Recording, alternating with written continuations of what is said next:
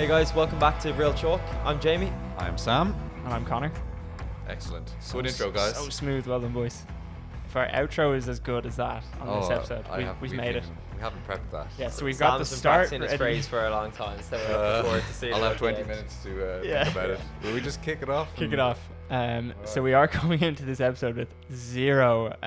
Get that clock on, otherwise we're wasting time here. Oh wait, what am I doing? Taking out the 10-second countdown. Nice. It's just Yeah. a nightmare. You need to press down. Oh, you got it. I got Okay. Nice.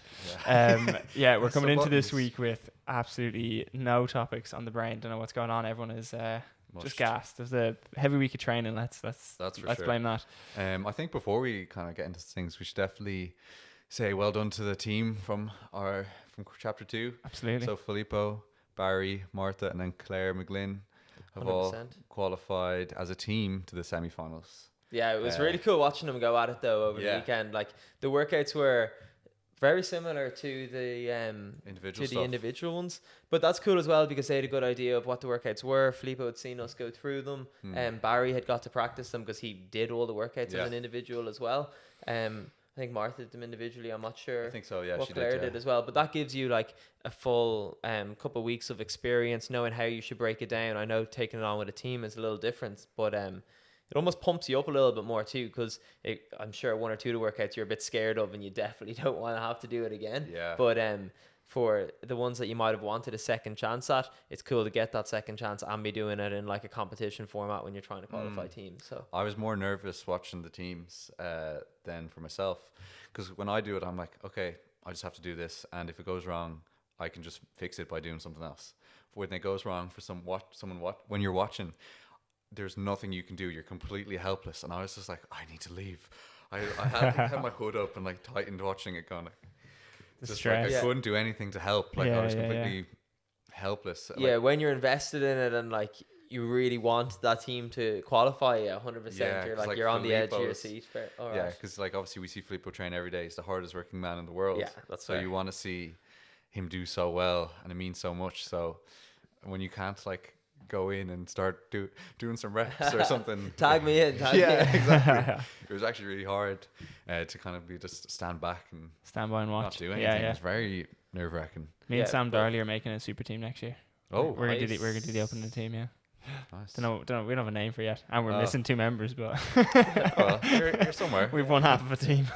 But no, that's a pretty epic feat for the C2F team, because Barry has competed in individual sanctionals, and Filippo's competed team sanctionals. But this is going to be like, because the semis is essentially regionals now, especially the way they've gone back to the top 60 in Europe, and there's not a load of opportunities. It's just everyone going through the You one have funnel. to go through the one funnel. Yeah.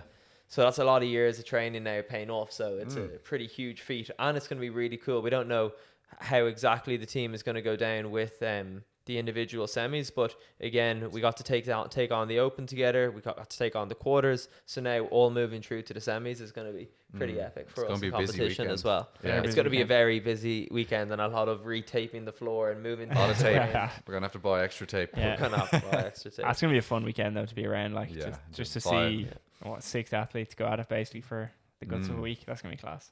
Yeah, actually, you did a lot of logistics. We need. Yeah, it does take a lot of Yeah. time to tape out the floor properly for And a then- workout and the Yeah. intro and video and everything. Yeah, exactly. So Video what's- is what's a stressful is nightmare. when you warmed up, then you're like, oh, the floor isn't done correctly, or I have to do it again, or whatever, and then you're cold again, and then you've mentally gone and taped the floor as opposed to think about the workout.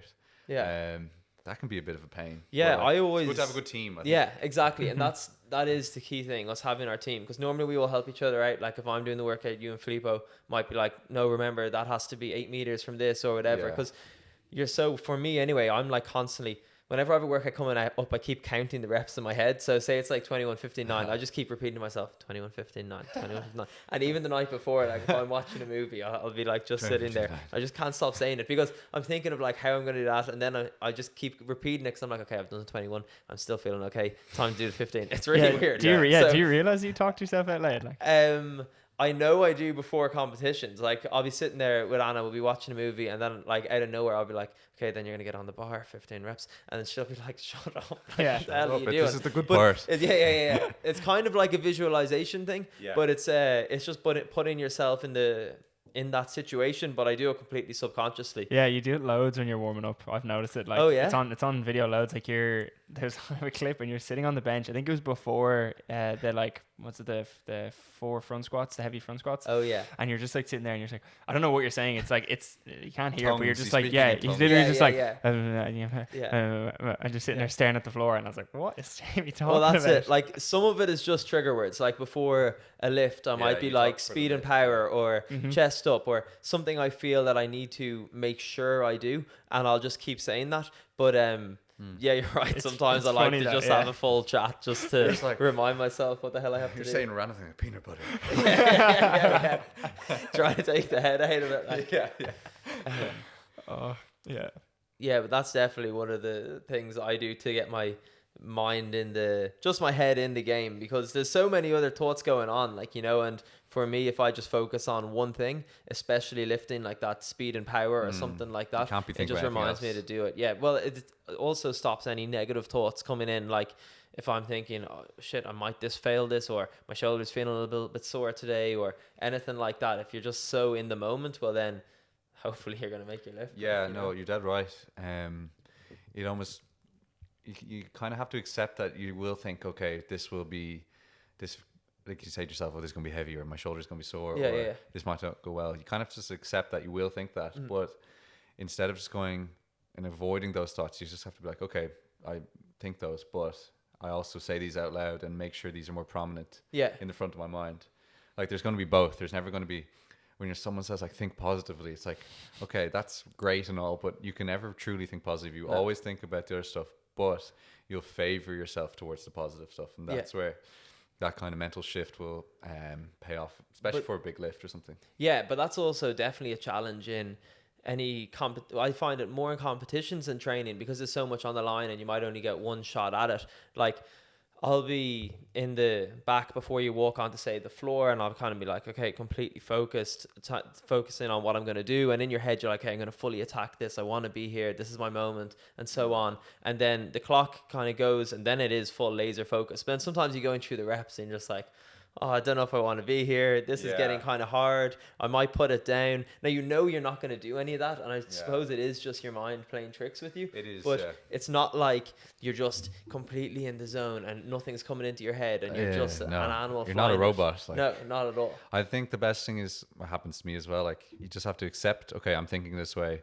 but I'm going to do it regardless. Yeah. And if you know ahead of time that once I start thinking like negatively, and like you've trained yourself to go do it regardless anyway, it's not just something you can do at the moment. Like if you're completely untrained in the sport, and then you start going, oh, this is really sore, I'm going to stop. You just would. Yeah. You know, so it takes repetition of that as well to kind of get used to it, I guess. Exactly. And giving yourself little tasks, like if you're doing your 21 reps, being like, okay, I'm going to First stop 11 and then first 5 more or something. Yeah. That's it. And just telling yourself, okay, that's done. Now I've finished my first 11. Now I'm moving on to this. And then you start counting for that, because sometimes, like those 120 wall balls, say in the quarters, if you just start counting from 1 to 120, by the time you hit 60, you're like, this is an absolute nightmare. But if I just kept going like 10, and halfway through, I think I shouted like, what am I on? So someone gave me an idea of how many more sets I had. And then when it started getting tough, I was like, okay, now I'm going to do sets of 5, just pretending that every set was like a new round. Because if you can focus on something, that'll help. Exactly. Those small tasks, very small tasks that you're accomplishing and ticking off. Like if you tick off a task of 10 reps, even though you still have 100 left, it's mentally like, okay, I'm actually doing this. I've done a part of it. I've done one of the goals on the way to the end, finishing it. Exactly. And it distracts you from the thought of, this feels horrible. Yeah. Like the last thing you want to be thinking about is how your body actually starts to feel. If you can think about like the number on the screen of the rower, or breaking the reps, and okay, as soon as I get off this bike, I'm going to run to this thing, or just things very task orientated. It'll take you off the actual feeling shit part. Yeah, that seems to be a common thing for both of us. We both task focused, I think. Is it different now, kind of getting into that competitor mindset at your home gym compared to being on a competition floor, obviously coming into semis now, or is it just, it's the same, doesn't matter where you are? In a way it's very similar, but in a way it's also quite different, because to do the best like that you can, you just have to go to the darkest place in your mind and stay there and get really Yeah. sore and just do it. There's in both scenarios, in person or at home, that's what has to happen. But it's the feeling of when you're at an in-person competition, the instant ranking. So like when we do it at home, you've no idea how you've done. You could feel shit about the workout all day, you could feel great about it all day. But when you're at a competition and you literally look across to your left or your right and you know, okay, 3 other people finished ahead of me and there's 6 behind me or something. You know exactly how you ended up right then and there. Just takes out the angst and worry of how I actually did, comparatively to the field. So I don't know if that answered the question, but like there's ups and downs to both, I guess. Yeah, 100%. And like I always say, I much prefer the live competition element, but at this stage now, there's nothing we can do about it. And I think I've gotten over all the online stuff, like showing that through getting through the quarters, like we know that's the situation we're on. But the one thing I found hard is letting a workout go. Like in a live competition, I've had workouts where I feel like I've done unbelievable, and for the next 30 minutes I'll be happy with myself. I'm like, right, well done, and then let that go and just move on to the next one.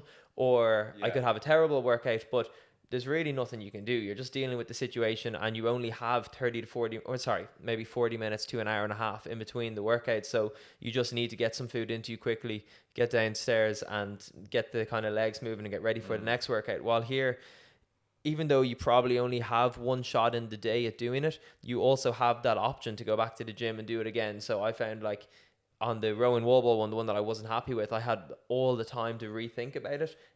Because you're at home, you can just rock back up to the gym or whatever.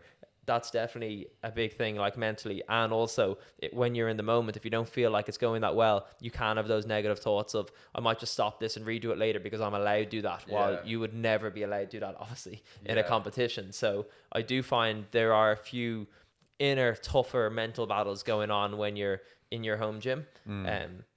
Yeah, and the crowd helps in a live competition too. It is cool to have a that's what going. it would have been shit about this year, is that if we went to the in-person, there would have been crowdless. Yeah. Because of COVID, there would have been no crowd. So I was looking when they kind of sent out this kind of survey or something about could you travel to the Netherlands, and I was looking at it. I was like, I mean, I probably could, but then they sent information things like, okay, you'd have to quarantine 5 days regardless.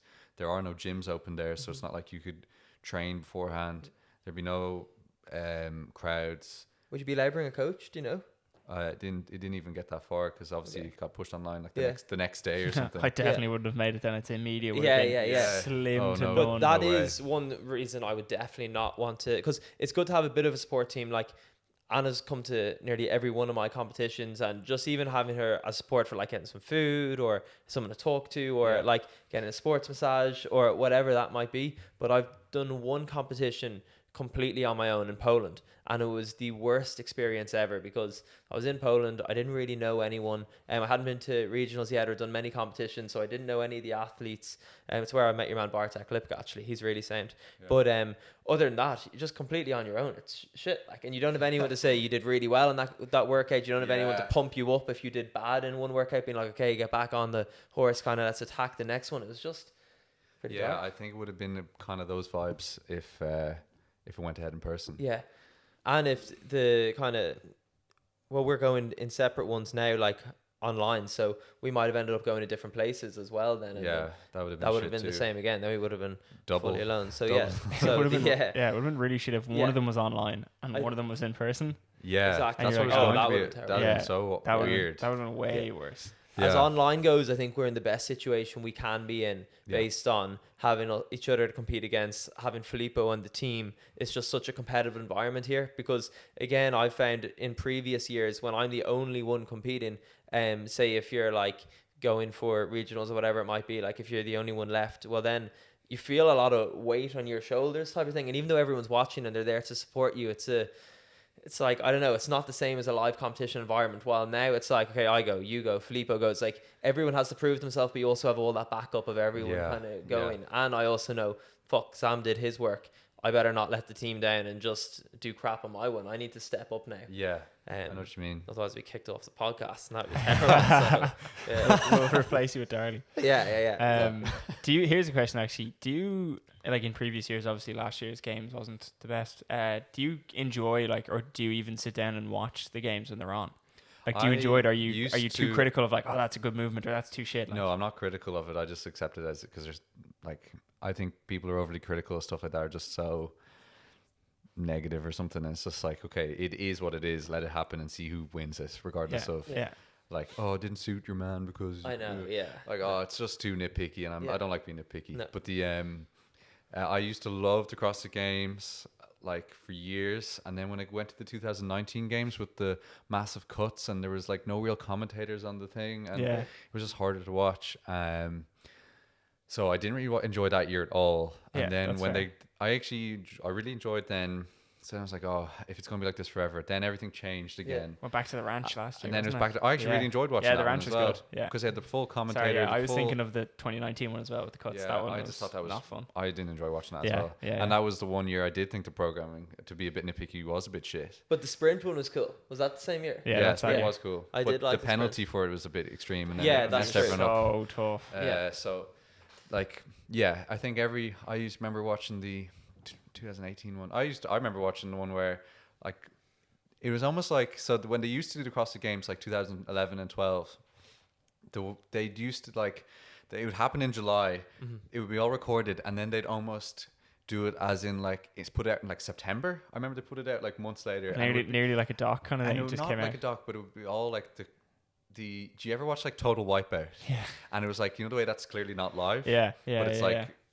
like stuff that's happening. It was like that. It was all like Okay. stuff they had put in after, like the commentary would be redone and put in after. And it would be the Weird. package, and it would like almost be highlight videos of it Mad. with a few kind of common, Yeah. like Rory McKiernan talking over it or something. Mad. I actually haven't If seen you- those. I don't know. It's really old. Yeah, They yeah, kind of yeah. stopped doing that. I think we had some deal with ESPN at the time or something. Okay. Really? I didn't notice any Yeah. of that. Yeah. Oh, it's weird. Have you watched some of the old events, like when you see, like, you know, back in 2011, the male snatch ladder, and then you compare it to like the 2020 weights It's and the so speed? crazy. Oh Yeah, yeah, it's we'd be kind like, of I'd win mental. the I 2011 know. CrossFit Games. Yeah, So yeah. going back, I mean, like, well, I would have won that.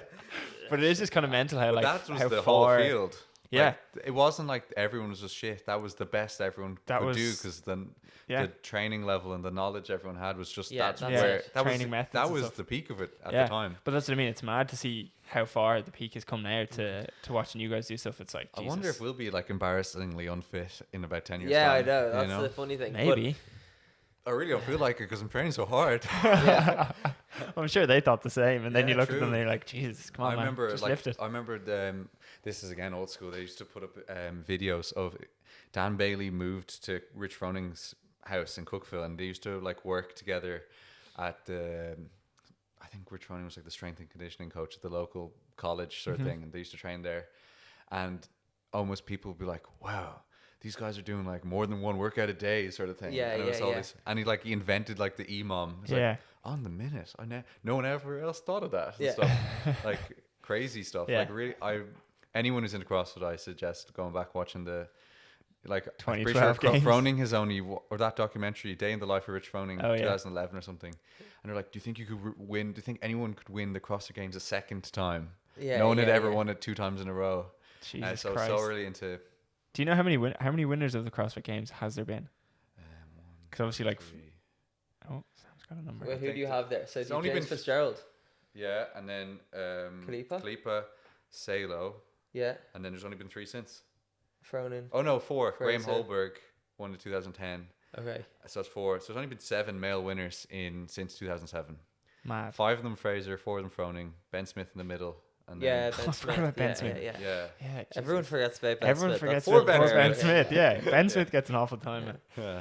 He got the wild card 2019. He did, yeah, because he had an injury, 2019? but yeah.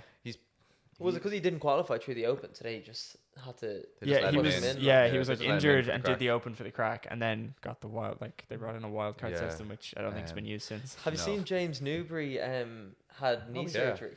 intense. Yeah. Just before the Open. Yeah, so he And had still doing the Open. exactly. He had knee surgery, and then he managed to. It was like keyhole surgery, so he managed to get back and get moving for the Open, qualify through to the quarters.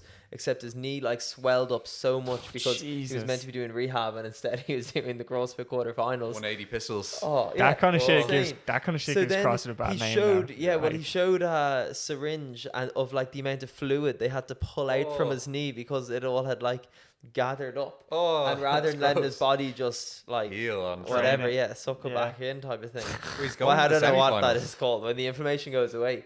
Yeah, so now he's qualified through to the Semis. semis. Freak. Insane.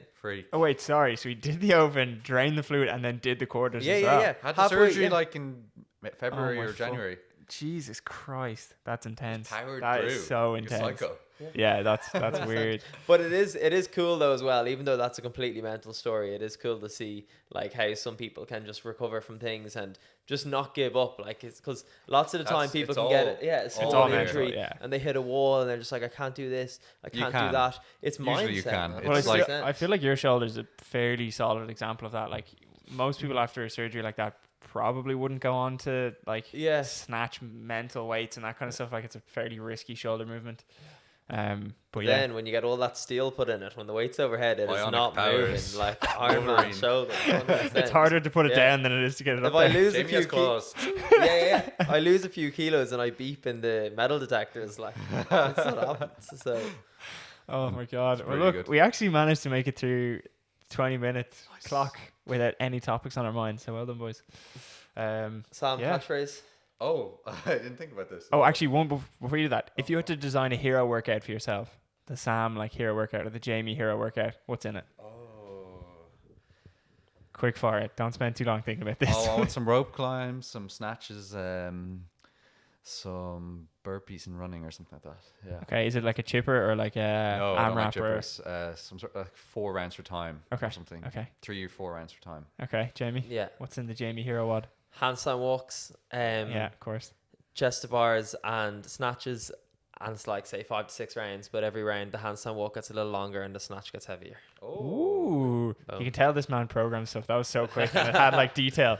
No, I like Okay, geez, there you go. They're pretty I good. don't have an outro, by the way. Well, that's us then. Thank you so I have much no for that. Thanks idea. for listening. listening, guys. That'll Make sure do. you follow us on follow us on Instagram, and if you have any questions, just fire them over at us there, and we'll catch you next week. Belgium.